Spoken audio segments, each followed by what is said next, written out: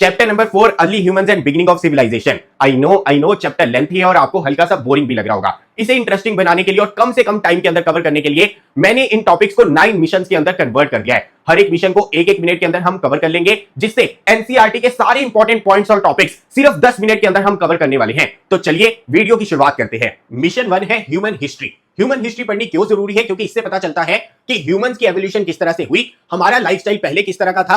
पहले हम जंगलों के अंदर रहते थे, फिर विलेजेस में रहना शुरू किया, फिर सिटीज देखने को मिली और अल्टीमेटली हमें सिविलाइजेशन देखने को मिलती है। हालांकि राइटिंग की इन्वेंशन 5000 वर्ष पहले हुई, इसी वजह से ह्यूमन हिस्ट्री को 2 पार्ट्स के अंदर डिवाइड किया जाता है। राइटिंग की इन्वेंशन होने से बाद के टाइम पीरियड को हम हिस्ट्री कहते हैं और राइटिंग की इन्वेंशन होने से पहले वाले टाइम पीरियड को प्री हिस्ट्री कहा जाता है। 99% वाला जो टाइम पीरियड है ह्यूमन हिस्ट्री का, वो प्री हिस्ट्री के अंदर आता है। यहां पर कोई भी रिटन रिकॉर्ड हमें देखने को नहीं मिलता है। तो फिर हिस्टोरियंस को कैसे पता चलता है कि इस टाइम पीरियड के अंदर ह्यूमंस किस तरह से रहते थे? ये पता चलता है आर्कियोलॉजी से। आर्कियोलॉजी किस चीज की स्टडी होती है? यहां पर रिटन रिकॉर्ड नहीं है, लेकिन टूल्स, पॉटरी, बोन्स, बरियल्स और रॉक पेंटिंग्स की यहां पर मदद ली जाती है ह्यूमन हिस्ट्री को समझने के अंदर। यानी कि 2 पीरियड्स हैं और दोनों का डिफरेंस यहां पर क्लियर होना चाहिए। Mission 2 human evolution. Human evolution हुई 2 रीजंस की वजह से। बायोलॉजिकल यानी जीन्स के अंदर चेंजेस लाए, कल्चरल यानी एनवायरनमेंट के अंदर चेंजेस आ रहे थे, उसको ह्यूमंस ने अडेप्ट किया। ह्यूमंस पहले ट्रीज के ऊपर रहा करते थे, उनको 2 पैरों के ऊपर सीधे खड़े होकर चलना भी नहीं आता था और ये एवोल्यूशन हुई स्लोली।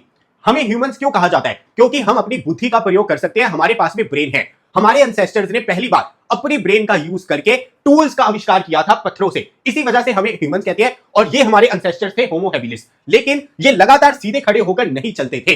पहले ऐसे ह्यूमंस जिन्होंने 2 पैरों के ऊपर सीधे खड़े होकर चलना शुरू किया वो थे होमो इरेक्टस। और होमो इरेक्टस पहले ऐसे एंसेस्टर्स थे जो अफ्रीका से बाहर निकलकर यूरोप और एशिया के अंदर सेटल हुए, और इसे ही हम आउट ऑफ अफ्रीका थ्योरी भी कहते हैं। यानी कि हमारे एंसेस्टर जो है पहले अफ्रीका के अंदर रहा करते थे, वहां से वो पूरे वर्ल्ड के अंदर फैल गए। फिर होमो निएंडरथैलेंसिस आते हैं जिन्होंने और ज्यादा कंप्लेक्स टूल्स बनाए। उसके बाद में होमो सेपियंस हमें देखने को मिलते हैं, मॉडर्न ह्यूमंस जैसे आज हम सब लोग हैं। ये बाकी प्रजातियां जो है विलुप्त हो चुकी हैं, एक्सटिंक्ट हो चुकी हैं। आज के टाइम पर सिर्फ हमें होमो सेपियंस देखने को मिलते हैं। कमाल की बात क्या है, जैसे जैसे एवोल्यूशन हमें देखने को मिली वैसे वैसे हमारा ब्रेन साइज जो है बड़ा होता गया, हमारा फेस जो है फ्लैट होता गया। पहले हम थोड़े से एप, मंकीज, वानर उनकी तरह देखने को ज्यादा मिलते थे, आज हम इस तरह के देखने को मिलते हैं।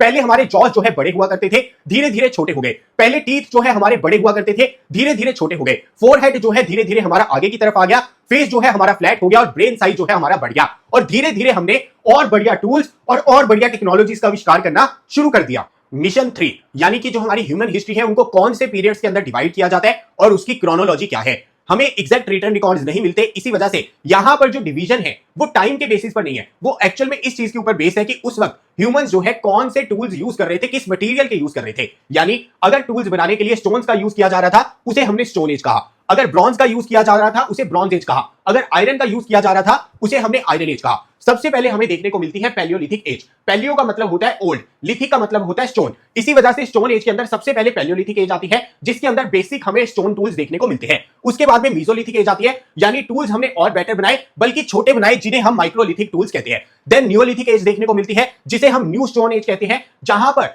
टूल्स जो है वो बहुत ज्यादा पॉलिश थे और साथ ही साथ में यहां पर पहली बार ह्यूमन सेटलमेंट हमें देखने को मिलती है और domestication of animals and plants हमें देखने को मिलता है। देन कॉपर की इन्वेंशन हो जाती है और टूल्स बनते हैं कॉपर और स्टोन्स की मदद से, जिसे हम चाल्कोलिथिक एज कहते हैं। देन ब्रॉन्ज का पता चल जाता है और टूल्स बनते हैं ब्रॉन्ज से, जिसे हम ब्रॉन्ज एज कहते हैं। फिर आयरन का पता चल जाता है और आयरन से टूल बनते हैं और इसे हम आयरन एज कहते हैं। इस तरह से टाइम पीरियड को हम डिवाइड करते हैं ह्यूमन हिस्ट्री के अंदर। मिशन 4 पैलियोलिथिक, मीसोलिथिक, दोनों ही स्टोन एजेस के अंदर ह्यूमन एंसेस्टर्स जो है हंटिंग और गैदरिंग के ऊपर डिपेंडेंट थे, यानी शिकार किया करते थे और फल इकट्ठे किया करते थे। अभी तक सेटल्ड लाइफ हमें देखने को नहीं मिली थी। हालांकि जो ह्यूमंस है उन्होंने केव्स में रहना स्टार्ट कर दिया था मीसोलिथिक एज के अंदर। साथ ही साथ में आप पाएंगे दोनों ही एजेस के अंदर टूल्स बनाए जा रहे थे स्टोन्स की मदद से, पत्थरों की मदद से, लेकिन उनमें डिफरेंस था। पैलियोलिथिक एज के अंदर जो स्टोन टूल्स हमें देखने को मिलते हैं उनका साइज काफी ज्यादा बड़ा था, वो रफ थे, वो पॉलिश नहीं हो रखे थे। भारत की कुछ ऐसी इंपॉर्टेंट साइट्स है जैसे इसामपुर, अतीरमपक्कम, जहां से हमें ये स्टोन टूल्स देखने को मिलते हैं। साथ ही साथ में आप पाएंगे कि पैलियोलिथिक एज के अंदर बो एंड एरो का भी आविष्कार हो चुका था। जो स्पीयर था, जो कुछ ऐसे टूल्स थे जो प्रोजेक्टाइल के ऊपर डिपेंडेंट होते हैं, उनकी इन्वेंशन हो चुकी थी। पैलियोलिथिक एज के अंदर सिर्फ वो हंटिंग और गैदरिंग नहीं कर रहे थे, बल्कि ऑर्नामेंट्स भी पहनने स्टार्ट कर चुके थे। मीसोलिथिक एज की शुरुआत जो है तब मानी जाती है जब हमारे आइस एज खत्म हो रही थी, यानी कि बर्फ पिघलनी स्टार्ट हो गई थी, जिसकी वजह से फॉरेस्ट और ग्रासलैंड एक्सपेंड कर रहे थे और पॉपुलेशन एक्सप्लोजन हमें देखने को मिलती है। इसी वजह से यहां पर आप पाएंगे कि फिशिंग का भी इंपॉर्टेंट रोल था। यानी पहली बार जो वाइल्ड ग्रेन्स थे, फिशिंग थी, वो भी हमें देखने को मिल रही थी और ह्यूमन एंसेस्टर्स जो है फिश को भी कंज्यूम कर रहे थे। और यहां पर जो टूल्स हमें देखने को मिलते हैं वो माइक्रोलिथिक टूल्स थे, यानी उनका साइज काफी ज्यादा छोटा था। और भारत के अंदर ये चीजें हमें पता चलती है भीमबेटका केव से, जहां पर ह्यूमन एंसेस्टर्स रहा करते थे और साथ ही साथ में पेंटिंग भी किया करते थे। Mission 5 neolithic age. इसके अंदर जो स्टोन टूल्स हम यूज कर रहे थे वो काफी ज्यादा पॉलिश थे। नियोलिथिक एज के अंदर कुछ ऐसा रेवोल्यूशनरी हुआ जो आज से पहले कभी नहीं हुआ था। इससे पहले ह्यूमंस हंटिंग और गैदरिंग के ऊपर डिपेंडेंट थे, जिसकी वजह से वो एक जगह पर घर बनाकर नहीं रहते थे, सेटल लाइफ हमें देखने को नहीं मिलती थी। नियोलिथिक एज के अंदर फार्मिंग की शुरुआत हुई, एनिमल्स और प्लांट्स को हमने डोमेस्टिकेट किया, जिसकी वजह से हमें सरप्लस फूड मिला। सरप्लस फूड मिलने की वजह से ह्यूमंस ने एक ही जगह पर घर बनाकर रहना शुरू किया, सेटल लाइफ देखने को मिली, विलेजेस डेवलप हुए, यही विलेजेस आगे चलकर सिटीज बन जाती हैं और इसी से सिविलाइजेशन की भी शुरुआत होती है। और इसी रेवोल्यूशनरी स्टफ को हम नियोलिथिक रेवोल्यूशन भी कहते हैं। अगर इंडियन सब कॉन्टिनेंट की बात करें तो नियोलिथिक रेवोल्यूशन हमें देखने को मिलती है मेहरगढ़ के अंदर, आज के पाकिस्तान के अंदर है। एग्रीकल्चर के लिए काफी ज्यादा फेमस है, यहां पर व्हीट और बार्ले की खेती की जाती थी। साथ ही साथ में यहां पर जो घर बनाए जाते थे वो सन ड्राइड ब्रिक्स की मदद से बनाए जाते थे। इसके अलावा यहां पर डोमेस्टिकेट किया जाता था शीप को और जेबू हम्प बुल को भी। मिशन 6 सिंधु सरस्वती सिविलाइजेशन, जो फ्लरिश हुई आज के भारत और पाकिस्तान के अंदर। जितनी भी सिविलाइजेशंस हम यहां पर कवर करेंगे उनके कुछ कॉमन फीचर्स हैं। पहला, सभी सिविलाइजेशंस फ्लरिश हुई रिवर के आसपास। इनका कॉमन प्रोफेशन था एग्रीकल्चर। ब्रॉन्ज एज के अंदर देखने को मिलती है, यहां पर सोशल हिरार्की पाई गई, ये एक दूसरे के साथ में ट्रेड भी करते थे और राइटिंग की इन्वेंशन हो चुकी थी। जो हमारी हड़प्पन स्क्रिप्ट है जो सील के ऊपर देखने को मिली, इसे आज तक डिसाइफर नहीं किया जा सका है, यानी कि इसे समझा नहीं जा सका है। सिंधु सरस्वती सिविलाइजेशन के लोग काफी ज्यादा आधुनिक थे, ये घर बनाते थे पक्की ईंटों के। ड्रेनेज सिस्टम जो है इनका बहुत ज्यादा अच्छा था, क्राफ्ट में ये बहुत ज्यादा अच्छे थे, ऑर्नामेंट्स बनाते थे और उनका ट्रेड भी करते थे।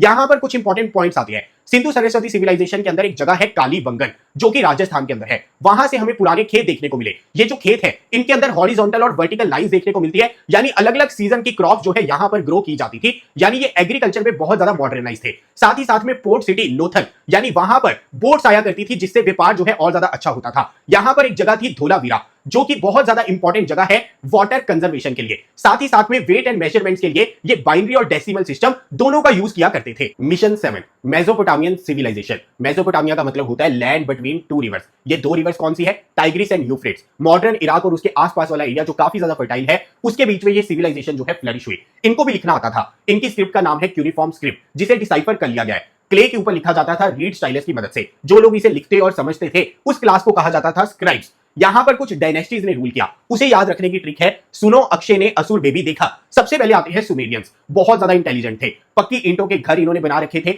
डैम्स, केनाल्स, इरिगेशन में बहुत ज्यादा आगे थे। साथ ही साथ में इन्होंने सेल बोट उसका आविष्कार किया, व्हील कार्ट का आविष्कार किया, डेसिमल 60 सिस्टम ये यूज करते थे, मैथमेटिक्स में बहुत ज्यादा आगे थे। दैट मींस एक सर्कल के अंदर 360 डिग्री होते हैं, एक मिनट में 60 सेकंड होते हैं। इसकी शुरुआत भी सुमेरियंस ने की, लिखने की शुरुआत भी सुमेरियंस ने की। साथ ही साथ में यहां पर इन्होंने जिगुरैट बनाया। जिगुरैट का मतलब होता है पिरामिड टाइप टेंपल। इसके ऊपर खजाना रखा जाता था और ये सिर्फ रिलीजियस सेंटर नहीं था, यहां से सोशल एंड इकोनॉमिक एक्टिविटीज को भी कंट्रोल किया जाता था। इसके बाद में आते हैं अकाडियंस। अकाडियंस का एक फेमस किंग था सरगोन। सरगोन जो है वो काफी ज्यादा ट्रेड किया करता था इंडस वैली सिविलाइजेशन के साथ। इंडस वैली सिविलाइजेशन का नाम यहां पर मेंशन है मिलूहा, और ये सिर्फ सिंधु सरस्वती सिविलाइजेशन के साथ में ट्रेड नहीं करता था, बल्कि बहरेन और ओमान के साथ में भी ट्रेड किया करता था। असाइरियन आते हैं। असाइरियन की कैपिटल थी असुर। सुनो अक्षय ने असुर बेबी देखा। फिर आते हैं बेबीलोनियन। बेबीलोनियन के अंदर एक फेमस किंग हुआ जिसका नाम था हम्मुराबी। हम्मुराबी क्यों फेमस है? क्योंकि इन्होंने पहली बार लिखित के अंदर लॉ कोड्स जो है लिखे, यानी किस बंदे को क्या गलती करने पर क्या पनिशमेंट मिलेगी। लेकिन ये सिस्टम फेयर नहीं था, क्योंकि जो गरीब था उसे यहां पर ज्यादा पनिशमेंट मिलती थी, जो रिच थी, हायर क्लास थी, उन्हें यहां पर कम पनिशमेंट दी जाती थी। इसे कहा जाता है कोड ऑफ हम्मुराबी, यानी पहली बार लिखित के अंदर लॉ कोड्स हमें देखने को मिले बेबीलोनियंस के टाइम पर। फिर बेबीलोनियंस के ऊपर टर्की से आए जो हिटिटिस थे उन्होंने अटैक कर दिया और इनकी भी सिविलाइजेशन जो है खत्म हो गई। Mission 8 Egyptian civilization, modern Egypt. वहां पर यह सिविलाइजेशन फ्लरिश हुई रिवर नाइल के आसपास। रिवर नाइल फ्लो करती है साउथ से नॉर्थ डायरेक्शन की तरफ, जिसकी वजह से इजिप्ट दो हिस्सों में बढ़ जाता है, अपर इजिप्ट एंड लोअर इजिप्ट। इनको भी लिखना आता था। इनके लिखने की जो स्क्रिप्ट थी उसे हम कहते हैं हीरोग्लिफिक स्क्रिप्ट, जिसे लिखा जाता था पेपिरस के ऊपर, जो एक तरह का पेपर था जो पेपिरस प्लांट से बनाया जाता था। इस स्क्रिप्ट को डिसाइफर कर लिया गया है रोजेटा स्टोन की मदद से। जहां पर हीरोग्लिफिक स्क्रिप्ट के साथ में ग्रीक भाषा के अंदर भी चीजें लिखी गई थी, तो हमने दोनों भाषाओं को कंपेयर करके इस स्क्रिप्ट को यहां पर डिसाइफर कर लिया। जो टॉप मोस्ट पोजीशन थी इस सिविलाइजेशन के अंदर वो थी फराओ की। यहां पर उसे राजा नहीं कहते थे, फराओ कहते थे। जब वो मर जाता था, उसकी डेथ होती थी, उसे जहां पर दफनाया जाता था वहां पर हमें पिरामिड देखने को मिलते हैं। कई बार एक फराव के ऊपर दूसरे फराव को दफना दिया जाता था, जिस वजह से हमें स्टेप पिरामिड देखने को मिलते हैं, जिसकी एक फेमस एग्जांपल है इजिप्ट के अंदर सकारा। साथ साथ में आप यहां पर देखेंगे ममीफिकेशन का कंसेप्ट आता है। ममीफिकेशन का मतलब होता है कि बॉडी के जो इंटरनल ऑर्गन्स है उनको निकाल दिया जाता था, हार्ट के अलावा